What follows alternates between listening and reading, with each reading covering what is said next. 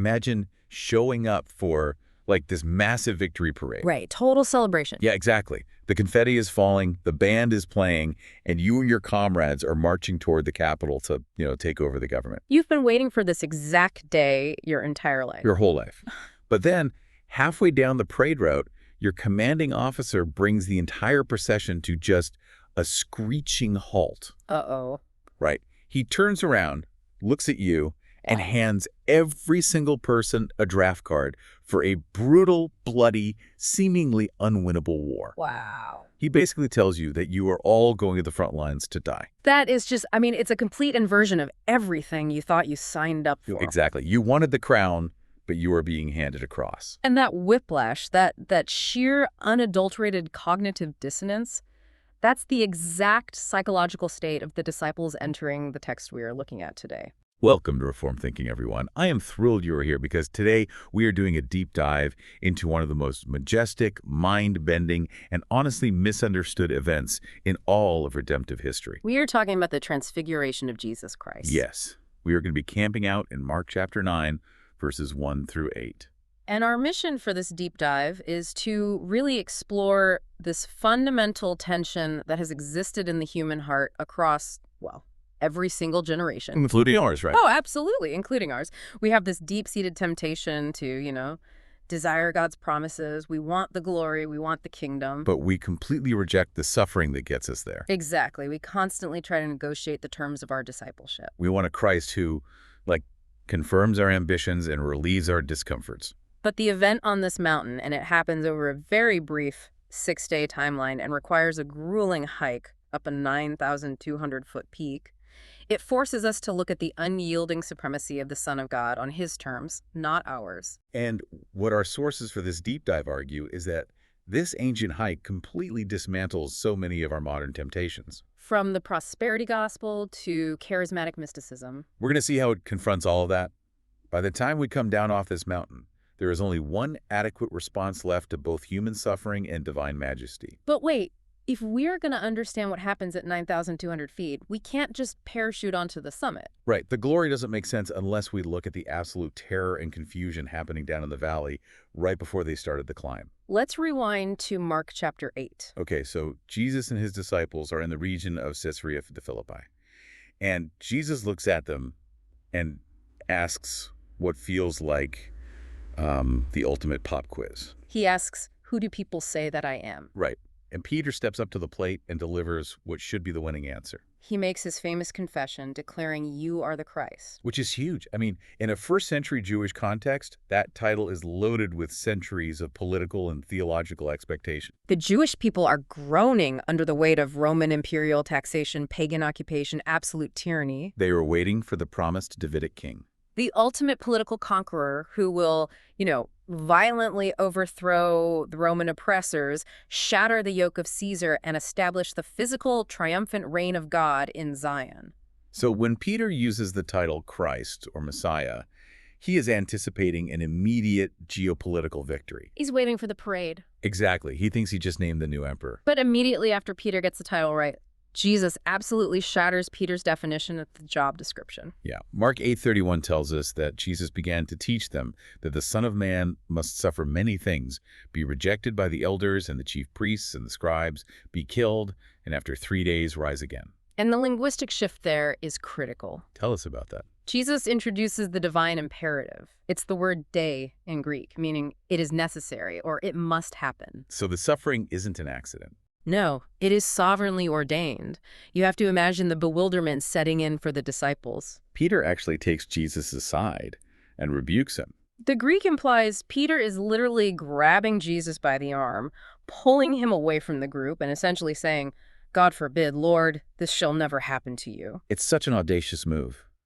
The student is trying to correct the master's theology because the master's theology sounds like a losing strategy. And Jesus responds with one of the harshest rebukes in the entire New Testament. "Get behind me, Satan, for you are not setting your mind on the things of God, but on the things of man." Jesus doesn't soften the blow at all. He leans in and lays down the uncompromising terms of discipleship. Cross-bearing, self-denial, and the willing surrender of your life. And we cannot view this interaction in a vacuum. We have to view it through the lens of the original audience of Mark's gospel. Which our sources dived up into. The historical consensus places the composition of this gospel in Rome, right? Yes, supported by early church fathers like Papias, Irenaeus, and Tertullian. John Mark is acting as the interpreter for the Apostle Peter. So he's writing specifically for Gentile and Roman Christians during a very specific, terrifying window of time, The mid to late AD 60s. which puts us directly under the reign of Emperor Nero. And when we talk about Roman persecution, we aren't talking about mild social alienation. No, no. Following the Great Fire of Rome in AD 64, Nero needed a scapegoat. He needed to deflect rumors that he started the fire himself. And he chose the Christians. Our sources emphasize that the original readers of Mark's gospel were either enduring or bracing for a horrific furnace of state-sponsored terror. We are talking about the confiscation of all property, imprisonment, being thrown to wild beasts in the Colosseum for public entertainment. And as the historian Tacitus recorded, being covered in pitch and set on fire to serve as human torches for Nero's garden parties. Just horrifying. Keep that audience in mind. When you are a first-century Roman Christian facing that level of absolute terror, the theology of a defeated, crucified leader is going to be profoundly unsettling. The temptation to succumb to despair would be overwhelming. You'd look around at the ashes of your friends and ask, is Jesus actually the reigning king? Because right now, Nero looks like he holds all the power. Nero has the armies, the wealth, and the sword. So the narrative of the cross starts to look like evidence of failure rather than victory. Which is exactly why the Transfiguration is not a random, isolated magic trick. Right. It is deeply pastoral theology delivered in narrative form. Mark includes this event to prove to terrified, suffering Roman believers that a crucified Messiah is not a defeated Messiah. The cross was not a sign of divine weakness or a failure of the plan. It was the sovereignly ordained path to victory. Jesus had to show the inner circle of disciples, and by extension, the persecuted church in Rome, that his impending execution in Jerusalem did not cancel out his eternal heavenly kingship. Wow, that reframes everything. The glory is meant to anchor them for the trauma ahead. Exactly. But let's talk about how Jesus sets the stage for this revelation, because the physical journey is just as intentional as the theological one. The geography itself is an argument. Jesus pulls 3 specific disciples, Peter, James, and John, away from a very specific geographic backdrop. Let's look at Caesarea Philippi, where Peter made his confession. What does this place actually look like in the first century? Well, it was situated at the northern border of ancient Israel, near the foothills of Mount Hermon. But culturally and spiritually, it was deeply pagan. Our sources note it was originally known as Paneas, named after the Greek god Pan.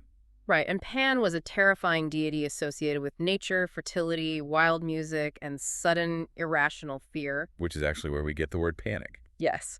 And the city featured a massive cave complex built into a sheer rock cliff, which the pagans referred to as the gates of hell, believing it was a literal portal to the underworld. So they are surrounded by shrines to a chaotic nature god. But our sources point out there is a very modern political idolatry dominating the skyline as well. Herod Philip, the local ruler, had heavily embellished the city to curry favor with Rome.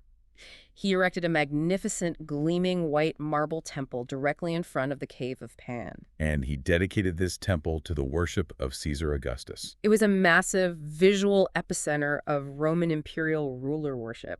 Wait, think about the juxtaposition here. Jesus and his disciples are standing in the literal shadow of this massive white marble temple dedicated to a human emperor who demands to be worshipped as a god. Surrounded by shrines to a pagan nature deity. And it's just right there that Jesus asks, "Who do you say that I am?" The contrast is deliberate. And then 6 days later, he leads them away from that specific backdrop, taking them up a high mountain apart by themselves. Is Jesus making a deliberate cosmic and political statement by leaving the shadow of Caesar's temple to unveil his own glory on an isolated peak? I mean, he has to be. He is turning his back on the marble temples of dead idols and human tyrants to unveil the glory of the living eternal God. And the specific mountain they ascend further reinforces this. For centuries, a lot of church tradition, dating back to around the 4th century, suggested that Mount Tabor in Lower Galilee was the site of the Transfiguration. I've seen that in study Bibles, actually. But our sources push back hard on the Mount Tabor theory. Why is that? It comes down to historical and geographic realities.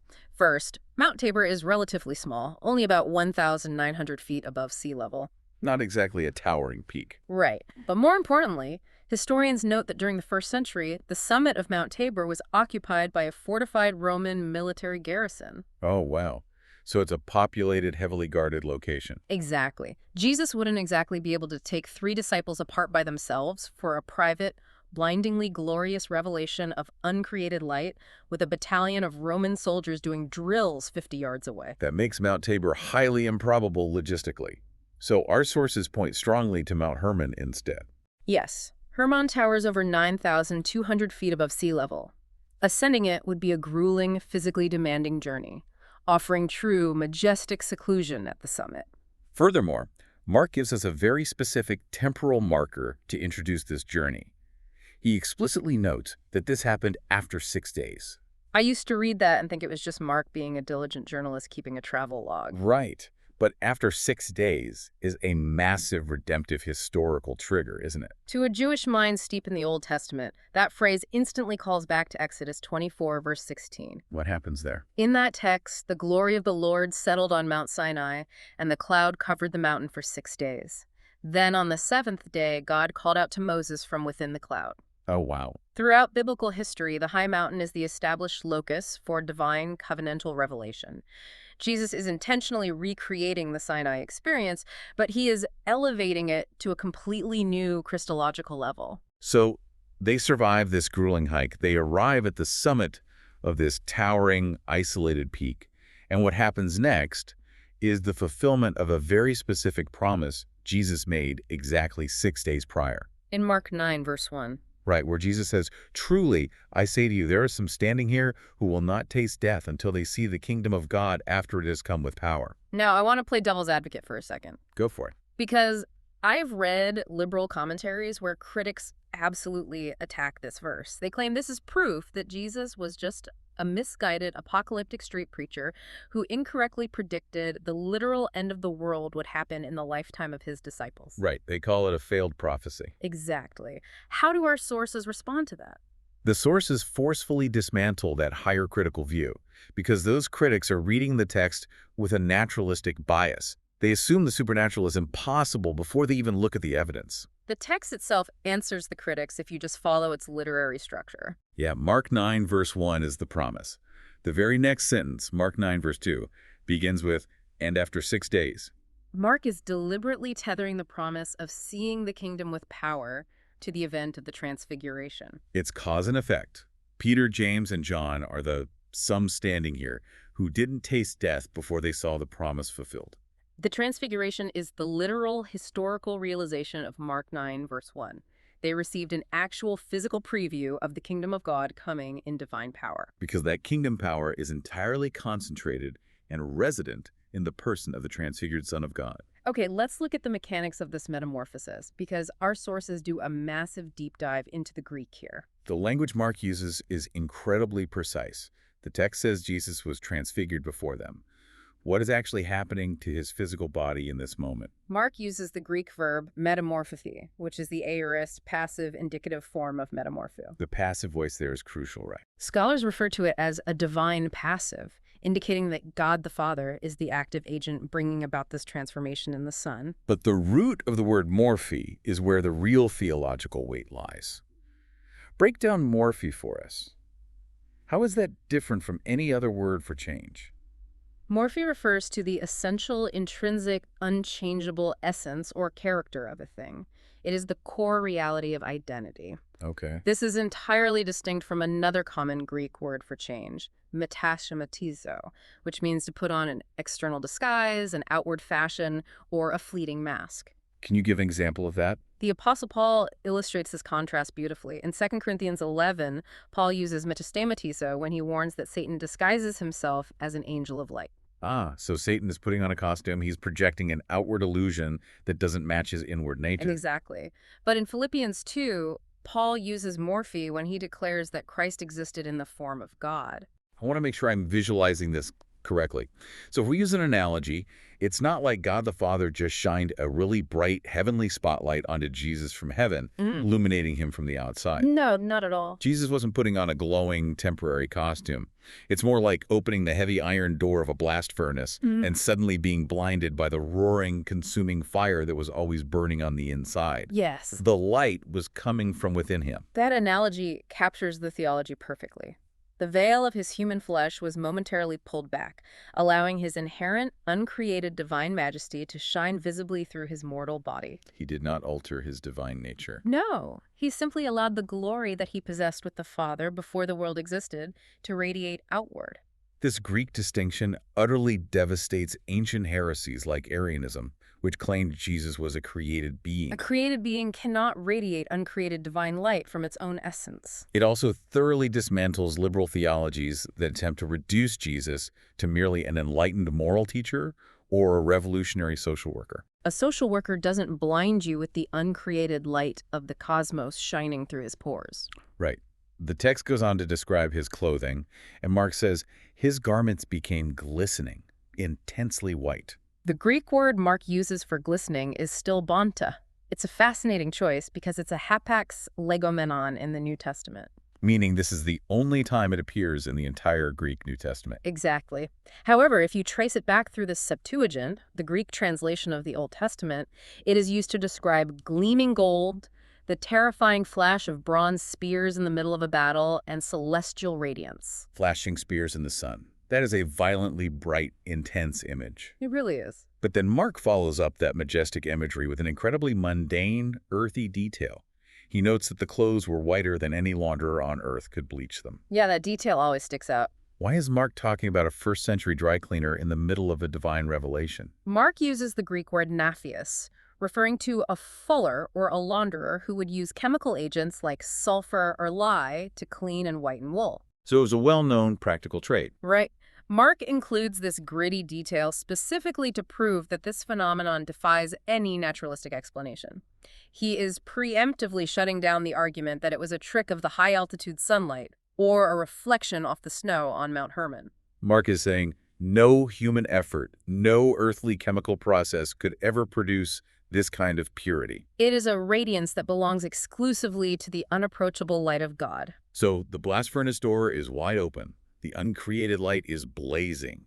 But Jesus isn't alone on this 9,200-foot summit. The text says two figures step out of redemptive history to join him, Moses and Elijah. Out of all the titans of the Old Testament, Abraham, David, Isaiah, Daniel, why do these two specific men materialize on the mountain? The covenantal and redemptive historical symmetry here is profound. Moses and Elijah are not chosen at random. Syntactically and theologically, Moses represents the law, the Torah. He is the foundational covenant mediator who received the law at Sinai. And Elijah represents the prophets, the Neviim. He is the fiery, uncompromising champion who called an apostate nation back to covenant fidelity on Mount Carmel. Together, Moses and Elijah embody the entirety of the Old Testament revelation. They literally personify the law and the prophets. Furthermore, consider how both of these men concluded their earthly ministries.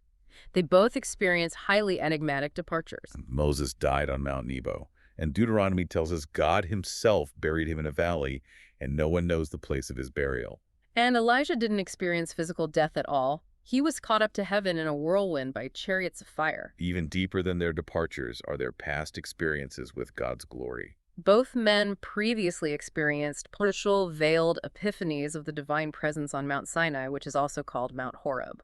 God placed Moses in the cleft of the rock and covered him with his hand so Moses would only see his back, because no man can see God's face and live. And Elijah stood on that same mountain centuries later, experiencing the wind, the earthquake, and the fire, before finally hearing God in a low whisper. But now, standing on Mount Hermon centuries later, they aren't hiding in the cleft of a rock to survive, and they aren't straining to hear a whisper. No, they are standing face to face with the Word made flesh, basking in the fully unveiled glory of the sun. And they're having a conversation. What could they possibly be talking about in this moment? Mark leaves the content of the conversation out, but Luke's parallel account provides the critical detail. Oh, that's right. Luke 9:31 states that Moses and Elijah appeared in glory and spoke of his departure, which he was about to accomplish at Jerusalem. And the Greek word Luke uses for departure is exodos. Exodus. That is a massive theological concept to drop into this scene. It is the ultimate Christological connection, demonstrating how the Old Covenant is entirely subservient to and fulfilled by the New Covenant. Think about the historical Exodus. Moses was the instrument God used to lead the Israelites out of physical bondage in Egypt. And it required the blood of a literal Passover lamb painted on their doorposts to spare them from the wrath of God. Here on the mountain, they are discussing the ultimate antitypical exodus. Jesus is the true immaculate Lamb of God. He is about to accomplish a far greater deliverance on the cross, rescuing his elect people not from a human pharaoh, but from the spiritual tyranny of sin, Satan, death, and the righteous wrath of God.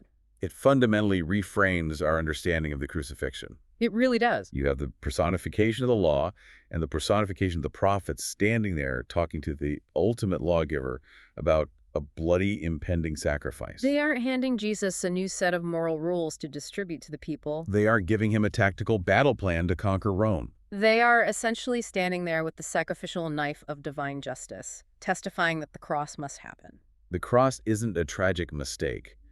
It is the climax of everything they spent their lives writing about. That is the theological heart of the passage. The law reveals God's absolute holiness and our desperate need for a mediator to pay the penalty for our lawbreaking. And the prophets announce God's judgment, but also promise a future restoration through a suffering servant. All of those Old Testament trajectories converge perfectly in the person of Jesus.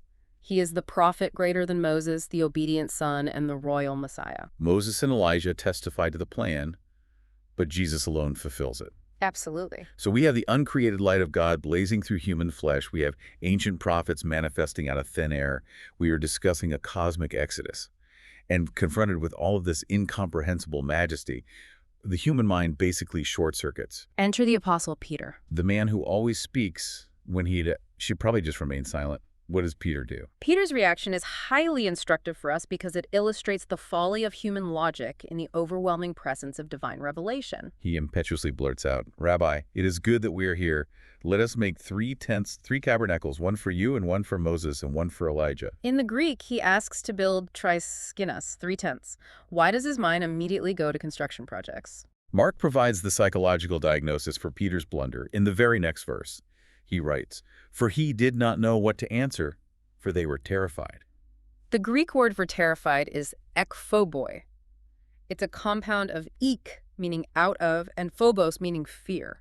So it means be terrified entirely out of one's mind, literally beside oneself with dread. Human panic prompted rash, thoughtless speech. Theologically, scholars believe Peter is alluding to the Jewish feast of booths, or tabernacles.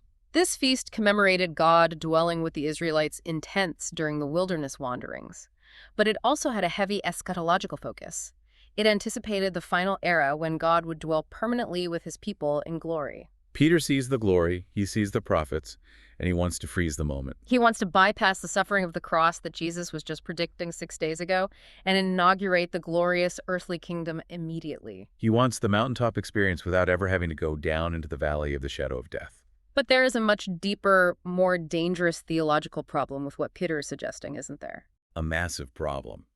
Peter is committing the grave error of category confusion. By offering to build 3 identical tabernacles, he is attempting to place the eternal, uncreated Son of God on equal parity with created human servants. He is treating Jesus as just one glorious figure among a panel of 3 equals. I'm trying to picture the absurdity of this. It's as if you walked into a room containing the blazing million-degree surface of the sun, a battery-powered flashlight, and a single wooden matchstick, and you earnestly offered to build 3 identical display cases for them, as if they are absolute equals. That completely misses the fundamental nature of what the sun actually is. Right. That category error is a brilliant way to illustrate it. And our sources apply this directly to theological errors that have historically plagued and continue to plague the visible church. This text forcefully refutes religious systems that elevate human saints to the status of co-mediators alongside Christ. It refutes the practice of building shrines, venerating relics, or praying to departed humans. God does not share his mediatorial glory with any creature, no matter how faithful they were. Furthermore, this passage completely dismantles modern religious pluralism and ecumenism.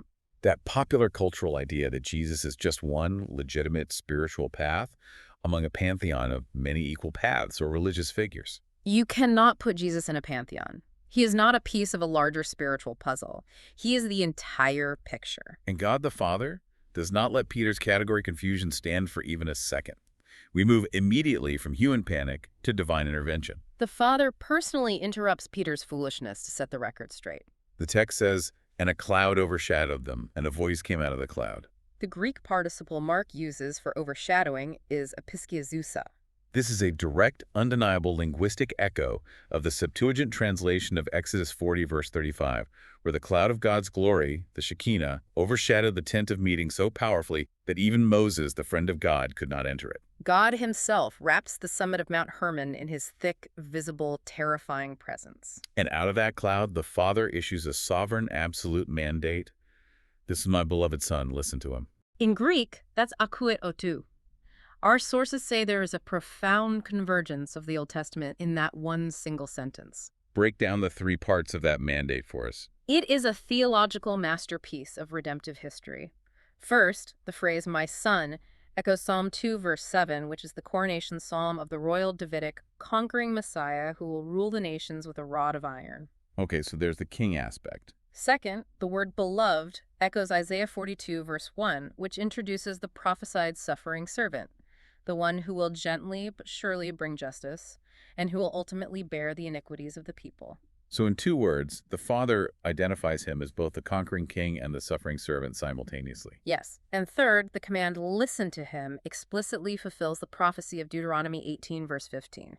Where Moses prophesied to the nation of Israel, "The Lord your God will raise up for you a prophet like me from among you. To him you shall listen." So, with the historical Moses standing right there in glorified form, the Father officially declares that Jesus is the long-awaited prophet whose word supersedes all human authority and previous revelation. Let me push back on the timing of this command for a moment, because the context is fascinating. Go on. When the Father says, "Listen to him," we have to remember what Jesus was just teaching. Jesus' most recent major theological instruction, just 6 days prior at Caesarea Philippi, was entirely about his impending torture, rejection, and death. Right. Is God the Father deliberately authenticating the theology of the cross right here in the middle of all this blinding heavenly glory? That is the literary and theological hinge of the entire passage. Wow. Remember, Peter had just rebuked Jesus for talking about the cross. Peter tried to correct the theology of suffering. And the Father envelops them in terrifying glory and says, in effect, do not rebuke him, do not correct him, listen to him. The Father does not apologize for or correct Jesus' prediction of suffering. He completely vindicates the speaker. He merges the glorious king and the suffering servant into one indivisible identity. The glory unveiled on the mountain authenticates the word about the cross spoken in the valley. The divine voice shakes the mountain, issues this absolute mandate, and then, as suddenly as it began, the supernatural spectacle stops. The visual resolution of the scene provides the ultimate theological conclusion. Mark writes, "And suddenly, looking around, they no longer saw anyone with them but Jesus only." The grammar here is intentionally striking. The combination of the Greek temporal adverb exaphnes, meaning suddenly or unexpectedly, and the emphatic double negative in the Greek text creates an incredibly stark visual resolution. The thick cloud lifts. The booming voice of the Father falls silent. Moses, the great lawgiver, vanishes. Elijah, the fiery prophet, disappears. The Old Covenant shadows have served their preparatory purpose, and they gracefully step off the stage. We are left with the theological concept of solus Christus, Christ alone. The law and the prophets were good, they were holy, and they were necessary, but they were shadows pointing to a reality. Now, the substance has come. Jesus remains as the sole, sufficient mediator between God and man. Our sources take this first-century moment and drag it straight into modern sociological and theological debates. They argue that this concept of Jesus only forcefully confronts several major trends in the modern church. The argument presented is that this text dismantles pragmatic seeker-sensitive models and liberal theology. Based on the analysis in our sources, pragmatic church models often treat the local church as a corporate enterprise, relying heavily on worldly entertainment, marketing strategies, and psychological self-help to draw crowds, rather than trusting the inherent power of the gospel. Liberal theology, the sources argue, strips away the supernatural elements of the faith and reduces the gospel to mere social activism or moral reform. The overarching argument the sources are making is that Mark 9 sweeps all of those human-centered frameworks away. The church doesn't need theatrical entertainment, and it doesn't need secular sociological activism to be relevant. It needs the unveiled glory of Jesus Christ. When Christ is exalted in faithful expository preaching, His divine light exposes human sin, obliterates our human divisions, and unites the church at the foot of the cross. But there is another major modern trend our sources highlight that this text directly refutes, and that is charismatic mysticism. This is a massive issue in contemporary Christianity. You constantly see people chasing their own mountaintop experiences. They are looking for signs, listening for audible voices, chasing emotional highs, or seeking extra-biblical prophecies. Doesn't this text actually tell us to do the exact opposite? To stop chasing the cloud and start anchoring ourselves exclusively to the completed, written word of Christ. It does. Our sources approach this from a position affirming sola scriptura, scripture alone. Consider what actually happened on the mountain. God the Father explicitly silenced Peter's human babble, and he directed the disciples' attention away from the overwhelming visual spectacle of the vision to the spoken word of his Son. Listen to him. The theological argument is that today, the voice of the Son is heard exclusively and sufficiently through the completed written canon of Holy Scripture. The Apostle Peter himself later wrote about this exact event in his second epistle. Oh, that's right. In 2 Peter chapter 1, reflecting on the Transfiguration, Peter says we have a more sure word of prophecy in the Scriptures. The argument is clear. We don't need to climb mountains seeking new visions or fresh revelations. We need to open our Bibles. The miraculous sign gifts and visible glories served their foundational authenticating purpose in the first century, but now the Father's command to listen to him is fulfilled by joyful submission to the inerrant, written word. So after this unparalleled revelation, they have to descend the mountain. The Transfiguration wasn't meant to be lived in permanently. Peter wanted to build tents and stay there in the glory, but Jesus immediately leads them back down the treacherous slopes. And what are they walking back into? They're walking right back into a valley filled with demonic oppression, rampant unbelief, and profound human misery. If you read the rest of Mark 9, the narrative plunges immediately into the chaotic story of a demon-possessed boy foaming at the mouth, whom the remaining disciples were entirely powerless to heal. Mark juxtaposes the pristine glory of the mountaintop with the stark, ugly reality of the fallen world into which the Son of God descended to execute his redemptive work. The glory on the mountain was meant to fortify their faith for the suffering in the valley, and ultimately to prepare them for the trauma of the cross. Which brings this ancient text directly into the living room or the car or the gym of the person listening right now. How do you integrate this immense cosmic theology into a mundane Monday morning? If you are a believer who is suffering right now, maybe you are facing chronic, debilitating physical pain, crushing financial hardship, a broken marriage, or you are facing genuine persecution or alienation from your family for your faith, this text is your unshakable comfort. It offers comfort because it proves decisively that glory cannot be separated from the cross. The Jesus who holds your life in his hands, the Jesus who is walking with you through that dark valley of suffering, is the fully transfigured sovereign King of Kings. His present hiddenness in your life does not mean he is weak or absent. The specific trials you are enduring are not outside his control. They are under his sovereign providence. The prosperity gospel peddles a lie that if you are suffering, your faith is weak or you have stepped out of God's will. It suggests that God only desires visible, earthly triumph, health, and wealth for you right now. But Mark 9 destroys that narrative. It shows you that the road of suffering, when walked under God's providence, isn't a detour away from glory.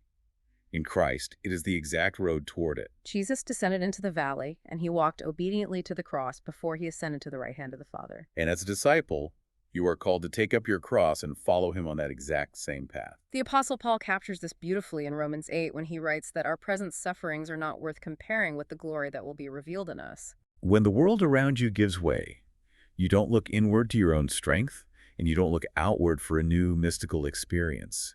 You fix your eyes on Jesus only. Jesus only. That brings us to our final thought for today. As we wrap up this deep dive into Reformed thinking, I want to leave you with a theological observation to really mull over. Notice how, on the summit of Mount Hermon, God the Father's voice booms out of the terrifying cloud, "This is my beloved Son. Listen to him." But after that specific command, the Father's voice is never heard again in the entire Gospel of Mark. The heavens go completely silent. Jesus descends the mountain, he's betrayed by a friend, beaten by soldiers, mocked by the religious elite, and nailed to a Roman cross. And the next major divine sound we encounter in this gospel isn't a voice from a cloud. It is the violent physical sound of the massive, thick temple veil being torn violently from top to bottom at the exact moment of Christ's death. The way into the Holy of Holies is opened not by a cloud of unapproachable glory, but by the torn flesh and shed blood of the beloved Son. So here's the question for you to take away and wrestle with today. If you were stripped of every religious experience, every comfortable tradition you rely on, every emotional high you chase, and every earthly success you've built, And you're left in total silence. standing in your darkest valley, with absolutely nothing but the written words of Jesus only, would that be enough to sustain you? Because, according to the Father on the mountain, He is the only one we need to hear. Thank you so much for joining us for this deep dive into Reformed thinking. Keep reading, keep listening to the Son, and we will see you next time.